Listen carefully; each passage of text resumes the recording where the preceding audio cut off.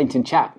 John Singer Sargent today, an analog nomad of sorts. He's classified as an American painter, but he spent very little of his life there. He was born in Florence in 1856 and he died in London in 1925. We're going to talk a little bit about his life, have a little bit of a think about his art, especially his most famous painting of Madame X. And we're also going to have a look at my apple that I've been painting for quite a while now, and hopefully I'll try and get that finished today so I can paint something else. So let's get going, and then we'll have a little bit of a chat about John and his life as one of the great portrait painters of our time. Maybe even a goat, some would say, I guess. Right, let's get some tape down. I've been doing this apple for a long time. It was kind of supposed to be two things: a study of an apple, just to get better at painting things, and also to use some gold paint that I brought myself for Christmas. And we've kind of done both of those things. We've definitely used some gold paint, and the apples perhaps turned out a little bit different to what I expected. I kind of had enough of it. I kind of want to move on. So we're going to try and finish the background off a bit today and just basically finish the apple as well, so we can call it a day on it. If it isn't 100% how I envisaged it, that's fine. It's part of the learning journey, I suppose. And I don't really necessarily intend on doing anything with this other than sort of just putting it away for storage or anything. I don't really intend to sell it or anything like that, at least at this moment in time.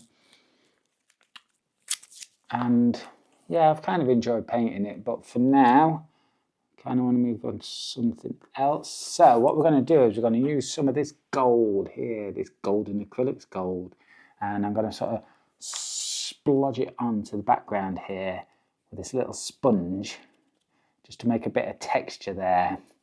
And I think the foreground's basically done, and so then we'll move on to the apple itself. The foreground, I've created a sort of slight abstract foreground with the idea of some kind of perspective pushing into the apple, but in a very sort of stylized way, definitely not a realism kind of way. And we've got this blue bit in the middle, which is kind of, I suppose, the platform or the table that the apple's on. And then this sort of golden orange on the sides here, we're sort of complementing up on the top. So a little bit of abstraction around the apple, a little bit of perspective, and overall, quite an interesting painting to have done, but it's definitely time to get it finished. So, John Singer Sargent, why was he a analog nomad? Well, we've heard of the digital nomads, haven't we? I've never met one. They're kind of like unicorns, people who make their living just sort of traveling around, but, you know, working on the computer and making a living that way, maybe doing some coding or creating or something like that. But back in the sort of Victorian era or the late 19th century, mid to late 19th century, John's mother gave birth to his sister, who we never met because his sister died when she was 2 before he was born. And she had what people are calling a breakdown. Now, probably a little bit unfair to call it that. I mean, you're obviously going to just have a massive amount of grief, aren't you, after the loss of a child. Anyway, it did cause a seismic shift in her life, and she moved to Europe and brought her husband with her. I think he worked a little bit in America first and ultimately did leave his job. And basically, they lived this sort of semi-nomadic lifestyle, not in terms of living off the land or anything like that, but they moved from one place to another around Europe, sort of mixing with the artists and a little bit maybe with high society, but keeping quite a low profile. And that's where John was born. So he spent a lot of his life moving from town to town, place to place, Germany, Switzerland, things like that in the winter where the skiing was, or the winter sports and things like that. And then in the summer, they'd be in America, Paris, Italy. They'd move all over and keep sort of low profile. And John was taught drawing. He apparently showed an interest in drawing boats and things like that. A little bit maybe of an early Turner there as a child, and his father kind of hoped he was going to like go into the Navy, but his mother spotted that he had a sort of talent for drawing and painting, and so they sort of invested in him really and sent him to art school. Now, I need to be careful not to get gold on this apple. Sent him to art school, where he became a proficient drawer. And one of his strengths definitely was his sketching. Now, this is wet from when I was using it last night, and I've just splodged a load of water all over my painting. So I'm just going to give it a dab and start again. Yeah, so he was a great drawer. He learnt at art school. He sort of went on the traditional path of becoming an artist, and he could speak 4 languages, I think: English, German, Italian, and French fluently. And also he was an expert piano player, and this, coupled with his artistic skills, definitely made him appealing to maybe the aristocracy and the high society of that time, when of course you might have patrons or people who would commission artworks who had lots of money to do so. Now, when John was established in London, and later on in his career, he was charging £4,000 per portrait, which works out today somewhere around the 120,000 mark, so not cheap. And he made a good living ultimately from painting, but it all started in that sort of childhood era, where he would just go around from country to country, drawing what he saw, painting what he saw with his mother, and the father ultimately there too, although I think he may have spent a little more time out in America before finally coming there. It's definitely the mother who was the architect of his artistic career.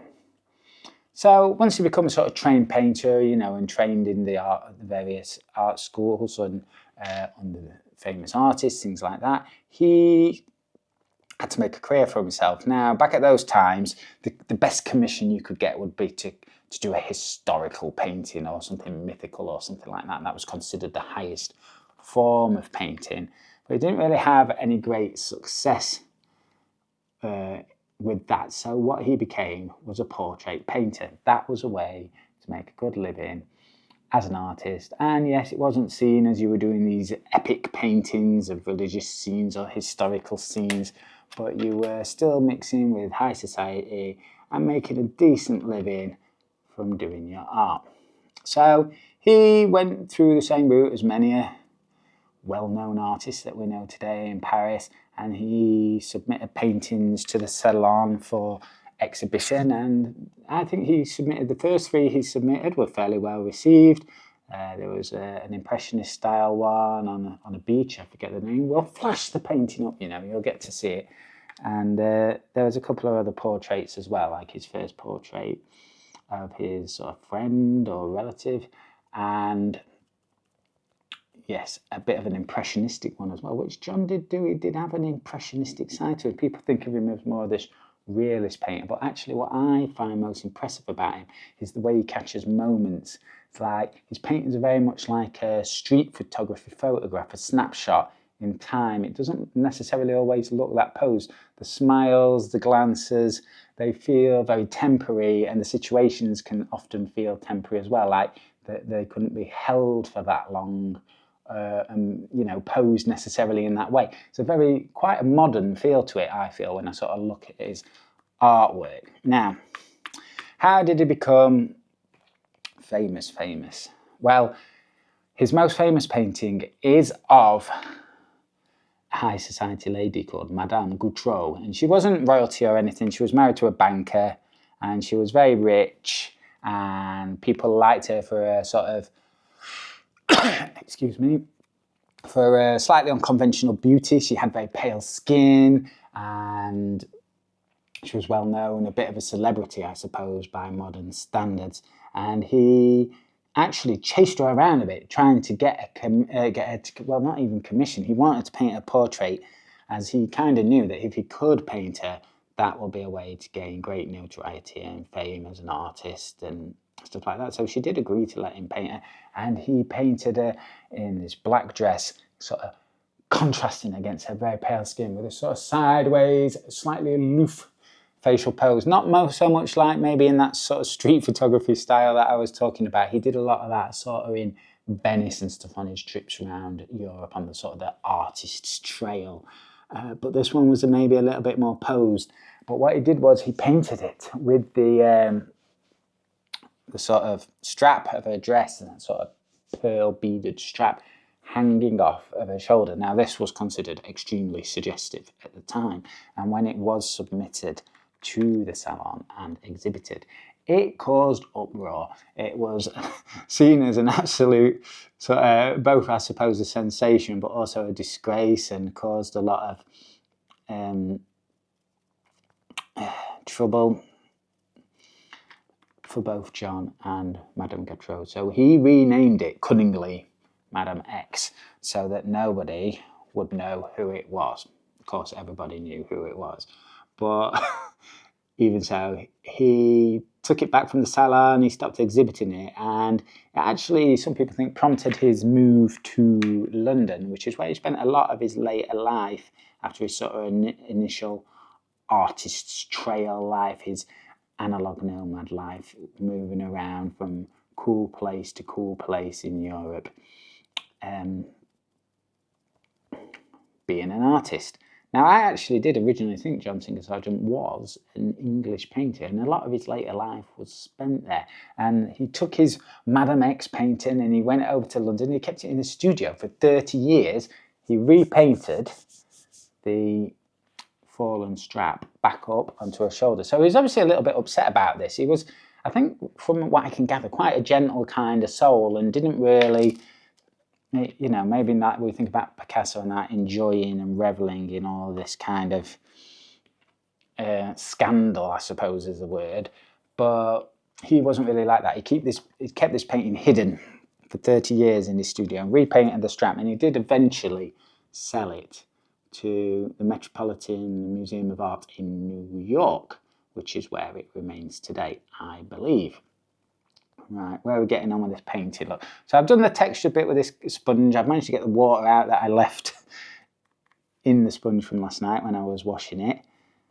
And we're getting on all right. And we're just going to make this sort of textured background over the back of this orange here, and on that side a slightly different browny orange tone that's, I think, just a little bit too monotone. So we're just mixing it up a bit with the gold as we're putting it on. So what else was John famous for, John Singer Sargent famous for? Well, not only really, mainly for his portraits, but not. He was an impressionist as well. He would do very fast paintings outside, like when in Venice, real life scenes, things going on. He would paint things that he saw, like graveyards and things like that, and landscapes as well. So he had a huge repertoire, and he would meet up with other artists. He would hang out with Monet and sort of enjoy the impressionistic side of things, painting en plein air outside very quickly with quite loose strokes. And the amazing thing I think about his paintings is when I think I probably have seen them in real life, but it would have been a while ago and before I was paying a lot of attention to my art history. He would paint very loosely, and from a distance they look almost like photographs, but I've been noticing, looking at them on computer, when you really try and pull in on them, they're actually quite low in detail and quickly executed. So to be able to stand back like that and get that almost photographic look from quite loose paintwork, I think in itself is quite a skill. But at the time, obviously, Impressionism was not always seen particularly in a great light either. So that in itself may have caused a little bit of scandal and outrage in the time. So when he was in England, he eventually managed to secure clientele and a place within society there where people accepted him and his work. And he did lots of portrait paintings, commanding high prices. Presidents of America and things like that would come over and have their paintings done, or the aristocracy and things like that. And that's kind of how he just lived out the rest of his life. But he would also go out and do en plein air painting outside.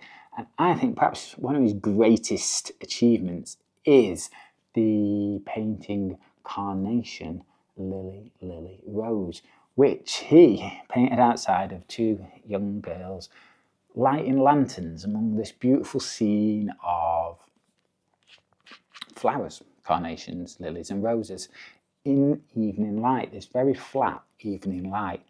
And it kind of in some way reminds me of a Gustav Klimt painting, but he's chosen this very interesting aspect from which to paint it in a sort of strange perspective and position, almost like in some ways maybe taking something a little from Cézanne with his multi-point perspective. It's coming at a very unusual angle, and it's got quite a lot of depth to it, whereas a Gustav Klimt painting is very famously flattened and stylized in that way. So it's got this like 3D depth, but the flowers and the girls in the pretty little dresses gives this Gustav Klimt feel, but with so much depth. And apparently he used to come out, it took him 2 years, and every evening in the summer when he would come out and do his en plein air painting, I think painting aspects of the painting that came together rather than, you know, posing these two girls there every night for 2 years doing lantern lighting. He wasn't necessarily doing that, but he would come out, and apparently even the village or where he lived would run out each night and help him gather his paints and equipment together, because he would literally have just sort of half an hour where the light was exactly the same for him to work on his painting. And for me, that is probably his sort of greatest achievement. It's certainly one of my favourites of his. So while perhaps Madame X started it off with portrait painting and sort of being very, still quite formal and academic in some sense, he sort of later in his career is perhaps now better known for his impressionistic style, his relaxed style. He also did a lot of sketches of young men and men bathing and things like that, and that created a slightly different aspect and interest in his career, you know, in the 20th century when people were looking back at him. And because initially maybe art historians in the 20th century saw him just as a sort of expert portrait painter, but people found this whole extra dimension to him with his sort of sketches of men, not really his common subject matter that he was making money out of. He was painting high society ladies mainly. So they found all these drawings and sketches of men and watercolours of men bathing and things like that, and that sort of brought an extra dimension to him and his artwork, along with the sort of impressionistic style of things that he did as well. He also did a lot of watercolour, which maybe at the time, especially in Paris, wasn't seen very highly compared to oils and things like that. And so I think he's interesting for that reason too. It was often associated more with ladies and women painting at that time, watercolour, or just a way to quickly get something down when you're outside. So that fitted in quite well with his en plein air. Right, let's take these bits of tape off and just maybe do that. Now the challenge I have with painting is to call something finished, and I want to call it finished today, but how are we going to get it there? So we're going to call the background finished and the foreground. So now we just have the apple.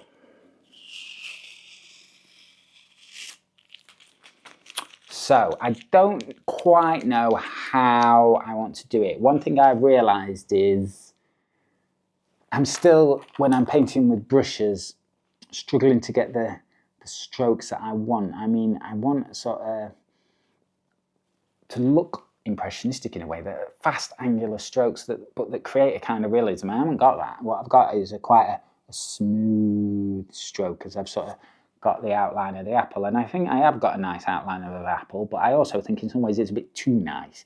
It's a bit too round, a bit too circular, and in that way it's become maybe a little bit flat. So what I might do is try and stylize it a little bit with this here blade, if that's going to focus today. I don't know what I've been doing with my camera settings. And I'm going to maybe drag paint over the apple to try and create a bit more depth. And we'll try and put some yellowy gold in the middle, and we'll have the darker browny gold on the outside, and then a little streak of red there. And then I'll come and do this top bit, the stalk, and this little bit in here I'm going to maybe do a bit of blue in there and at the bottom to match this, but also work as a separate kind of shadow colour to the brown there on the outside to sort of make some contrast there. So I'll do that for a bit. We'll come back and we'll peel off the tape. I think I've already said a lot about John, but I'll do some kind of summary at the end as well about what I think about him. And we're going to revisit some of his work in another video as well. I'll talk a little bit about that. Anyway, let's get going.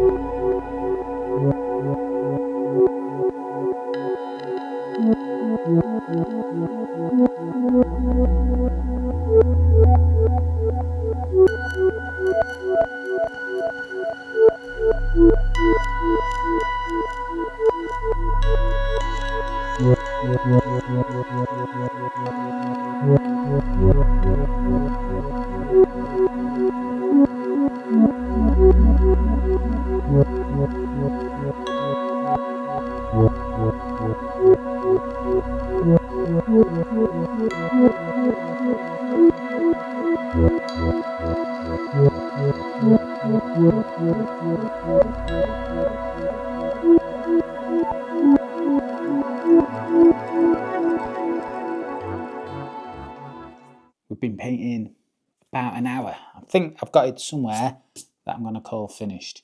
Now, it's a problem for me to call things finished, and so we are just going to call it finished, and hopefully I don't come back and start fiddling with it later.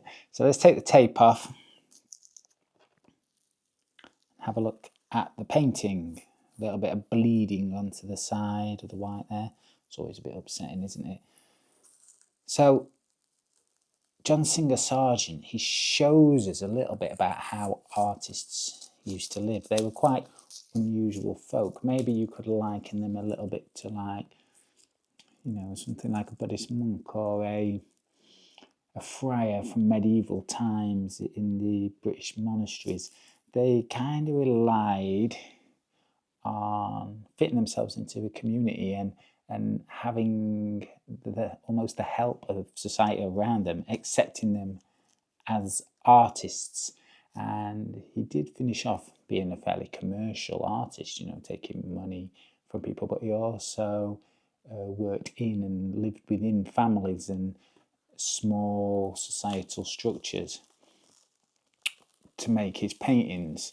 In that sense, it's kind of difficult to be a recluse and be a successful artist in those times. And he used to, when he was doing his portraits, sit and play the piano and keep the people entertained as they were sitting for their paintings. He used to have like several sittings to get how he wanted. He might do the facial expression on one and then the other bits on the other sittings. And so he kind of had to be an entertainer and a businessman as well. And he did say when he finished and closed down his studio, which he did do in the end, before he went on to do more of his sort of plein air and sketches and watercolours and things for himself, he did say that it was sort of a happy time for him to not have to do that entertaining side of things. So it's an interesting little look about how you might make a living as an artist, especially nowadays where we think more about having to go to like art fairs and selling online and things like that. Before, it was very much being part of something, a group of people, and living in one way with others who may not be your family. And there you go, you see. He is not a digital nomad, he is an analog nomad. John Singer Sargent. Okay. We've got a bit of leaking blue down the side there, but do you know what? We will put that in a mount if we ever frame it, and those bits will be covered. Started at the beginning of Christmas saying I wanted to do things a bit more real to help me with my skills and not just abstract painting. And I think that's what I've done. I think it looks all right. I'm quite happy with it. I'm going to leave it there. So, a sneak peek at my next painting that I'm going to work on for a bit, something very different. I've resurrected this one from the Hall of Lost and Failed Artworks, and we're going to see if we can turn it into something maybe a lot more modern. Maybe let's think 1980s, let's think Jean-Michel Basquiat and that kind of thing for this one. So that will feature in the next paint and chat that I do, I think. There will be other videos for John Singer Sargent. I'm going to do a new series of videos called Favourite 5, where I'll just quickly go through my favourite 5 paintings of any given artist. It's kind of taking the place of my WikiArt deep dives, because I love going on WikiArt and looking at their paintings, but sit down and go through 800 of John Singer Sargent's paintings seems both impractical and unlikely to be successful in the modern era of relatively low attention spans. So look out for that if you're interested. That'll be coming reasonably soon. John Singer Sargent. Paint and chat. Analogue Nomad, what do you think? Let me know in the comments. Nice to see you. Bye-bye.